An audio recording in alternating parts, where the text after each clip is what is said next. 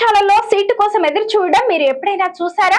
పైగా అక్కడ సీటు కావాలని ఎంట్రన్స్ టెస్ట్ రాయడం విన్నారా? అది కూడా ఏదో హాస్టల్ సౌకర్యం ఉందా అంటే అది లేదు.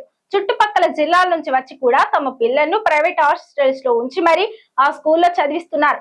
ఒక్కో సీటుకు 3 చొప్పున పరీక్షకు హాజరయ్యారు. ఇంతకీ ఆ స్కూల్ ఎక్కడుంది? ఎందుకు అక్కడికి అంతమంది వెళ్తున్నారు? ఒకసారి చూద్దాం. సాధారణంగా గవర్నమెంట్ స్కూల్ అంటే తమ పిల్లల్ని చేర్పించేందుకు తల్లిదండ్రులు ఎవరు ముందుకు రారు. ఊర్లో ఉన్న ప్రభుత్వ పాఠశాలను వదిలేసి దూరంగా వేరే ఊర్లో ఉన్న ప్రైవేట్ స్కూల్ కు పంపిస్తారు. స్కూల్ ఫీజులు, పుస్తకాలు, యూనిఫామ్లు, ఆటో ఖర్చులు ఇలా వేలు ఖర్చు చేయాల్సి ఉంటుంది. ఎన్నో ప్రయాసలకు వచ్చి డబ్బులు ఖర్చు చేసి వారిని ప్రైవేట్ పాఠశాలల్లో చేర్పిస్తారు.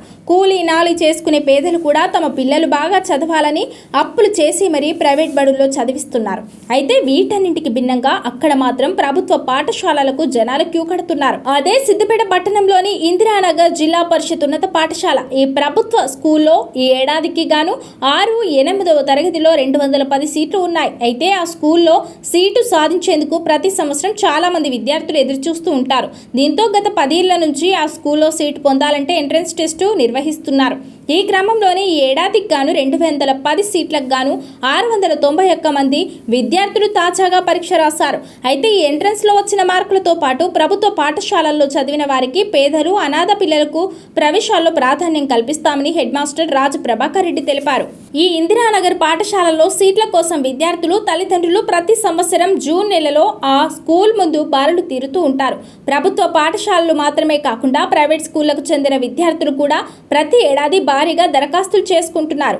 ఈ క్రమంలోనే ఈసారి ఎంట్రన్స్ టెస్టును బుధవారం నిర్వహించారు. ఈ ప్రవేశ పరీక్షకు మొత్తం 691 మంది విద్యార్థులు హాజరయ్యారు. 6వ తరగతిలో 180 ఖాళీ సీట్లు ఉండగా 8వ తరగతిలో 40 ఖాళీ సీట్లు ఉన్నాయి. ఈ ఖాళీలకు ఈ పరీక్ష నిర్వహించారు. అంతేకాకుండా కేవలం సిద్దిపేట పట్టణంతో పాటు నిజామాబాద్ జిల్లా, బోధన్, మెదక్ జిల్లా, శివంపేట, సంగారెడ్డి జిల్లాలోని చాలా ప్రాంతాల నుంచి కూడా వచ్చి విద్యార్థులు వస్తుండడం విశేషం.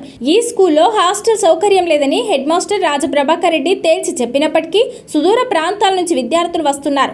ఈ క్రమంలోనే ఆ స్కూల్లో సీటు వస్తే చాలు స్థానికంగా ఉన్న ప్రైవేట్ హాస్టల్లో ఉంచి అయినా చదివిస్తామని తల్లిదండ్రులు చెబుతున్నారు.